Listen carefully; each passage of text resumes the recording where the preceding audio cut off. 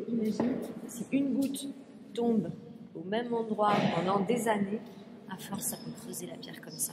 Ah bon? Ben oui.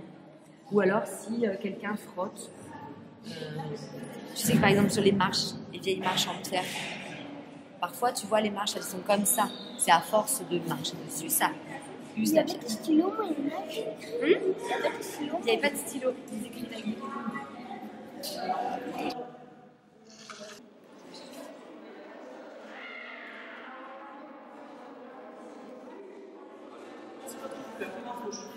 Faire ressortir la date. Regardez celle-là.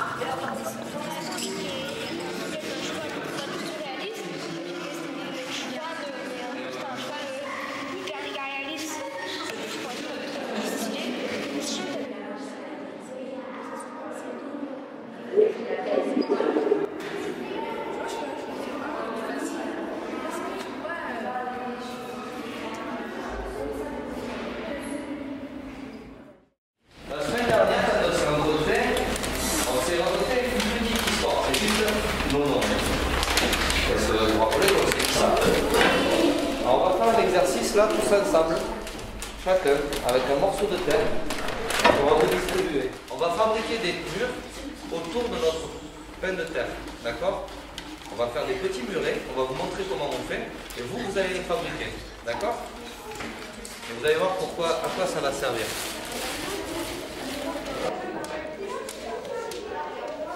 On a eu un bout de terre, on a fait nos murs. Nos murs, ils vont nous permettre de pouvoir faire un moule à la fin, pas que le produit s'en aille. Donc, on va cloisonner, on va tout cloisonner.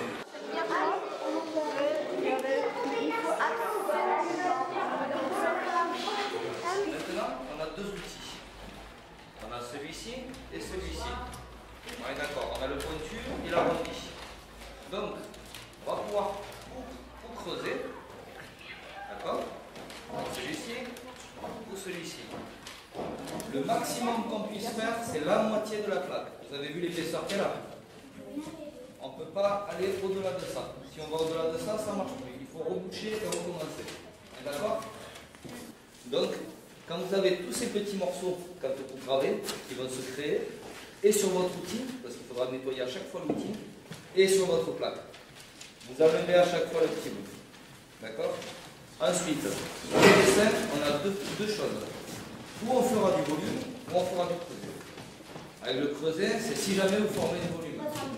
On peut faire les deux. Là, il y a des têtes et des blasons qui se sont créés déjà. Là-bas, j'ai vu un blason notamment. Alors, donne-moi ton blason. Des petites lignes, là, comme j'ai fait, pour écrire droit ou pas. C'est comme vous voulez, hein. Soit vous faites des petites lignes comme sur les claviers. Ton blason. C'est tracé droit ou pas.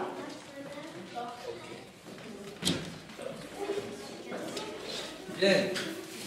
Tout le monde a vu l'exemple que Marie a donné? Vous avez vu qu'on peut composer sur la plaque. On peut mettre plein de choses. On peut en mettre en haut, en bas, sur les côtés, écrit de travers. On peut s'amuser comme on veut sur cette plaque. Des dessins. Des dessins.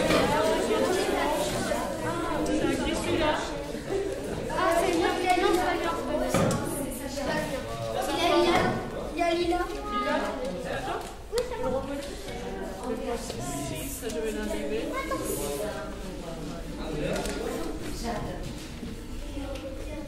Gaël?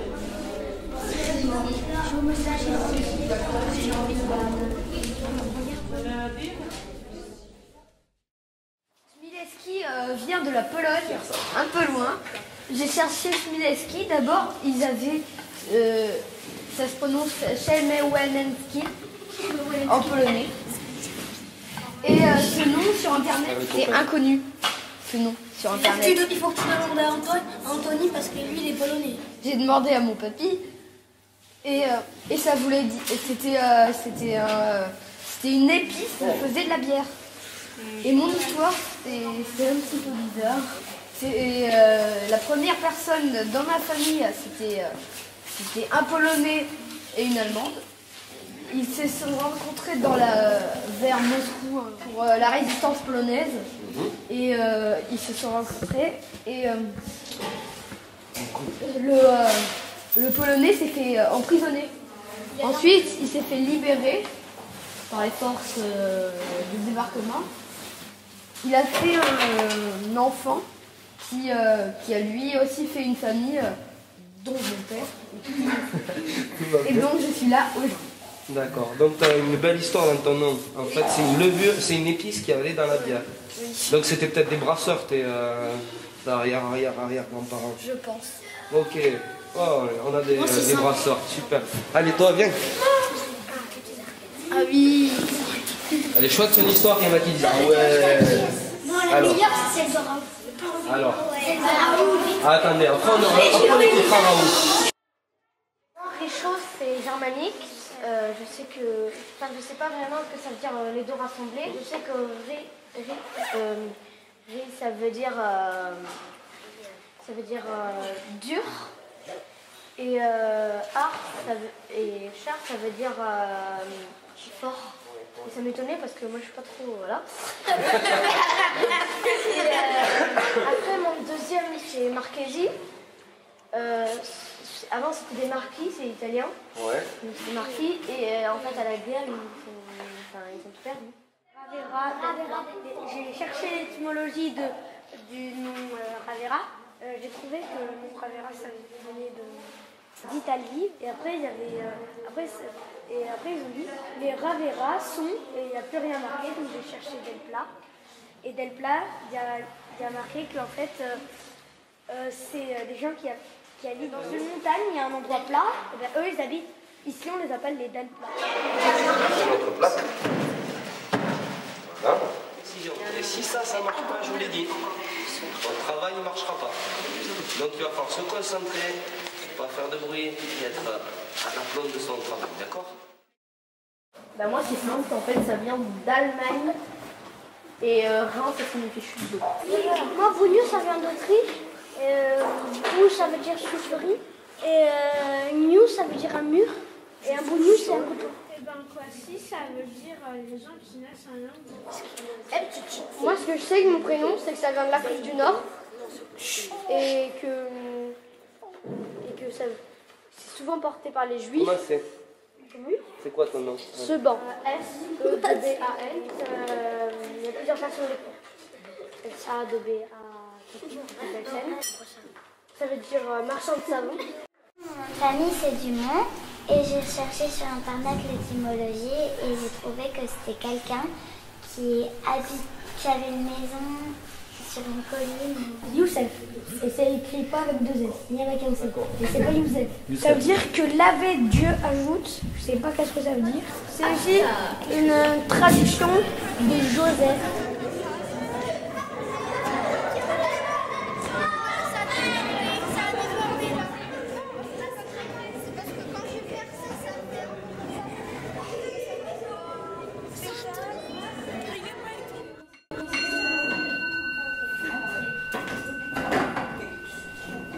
Quand on va démouler, on va prendre juste un côté et on va tirer tout doucement de droite vers la gauche. Décoller le silicone. Bon. Est-ce que ça vous donne des idées pour les présenter? Oui. Ouais. On va faire d'abord quand ils entrent notre monde normal et on met ça. Et après qu'on ait vu tout ça, on met et après voici leur frère d'un monde parallèle, d'un monde négatif. Là on voit que c'est pas du tout pareil. D'accord. Que ça donne pas les mêmes choses. Et on les numérote pour qu'on se retrouve. Et ça qu'on passe entre un monde parallèle et un monde normal. C'est bien. C'est chouette ça comme idée. Ça m'a fait penser à une vidéo de YouTube. On prend notre plaque, mais en fait, c'est pas du tout qu'on voit nos mains. Et après, en fait, on devrait prendre la vidéo. Et après, on va la jeter, à silicone. On va jeter le plâtre par terre. Mais c'est pas grave s'il se casse. C'est magistral. Parce que moi, j'aime bien les choses qui, par exemple, quand je fais tomber un verre, c'est trop beau quand il se casse. Au ralenti. J'ai pas ça peut s'appeler quelque chose de joli aussi.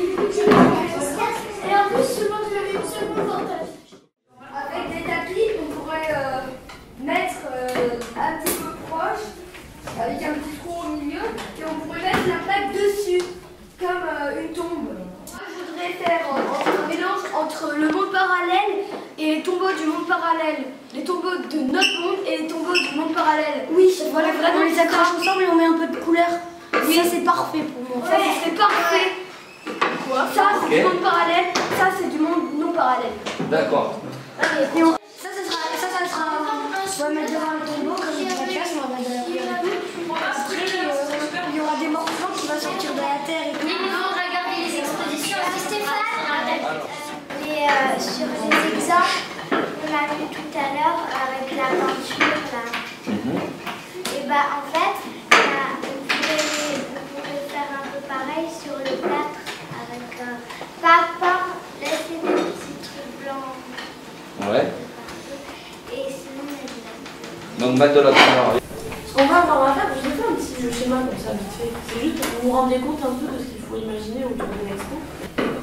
Donc en fait, vous, ce que vous avez à faire, en plus de trouver un titre, de décider où la faire, la titre, comment montrer les choses, quelle ambiance, etc., il faudra qu'on fasse tout ça.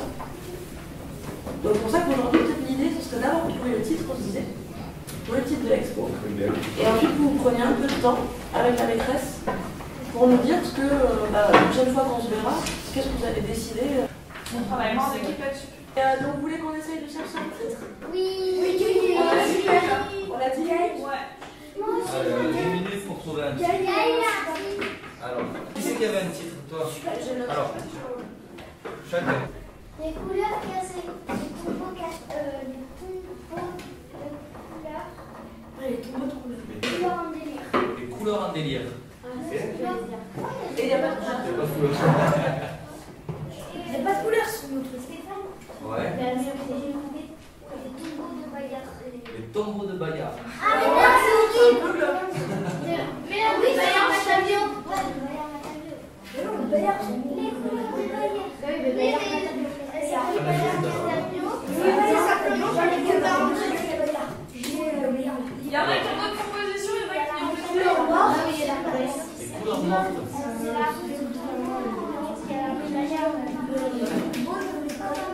On écoute la proposition de Jennifer.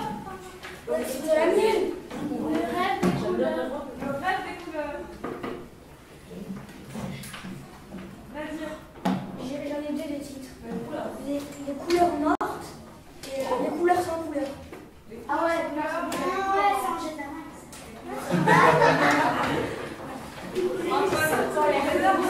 Ouais. On écoute la proposition ensemble. Vas-y. Les couleurs sont parallèles de Bayard avec ses tombeaux pleins de couleurs. Ça, c'est l'autre. Ça, je l'écris même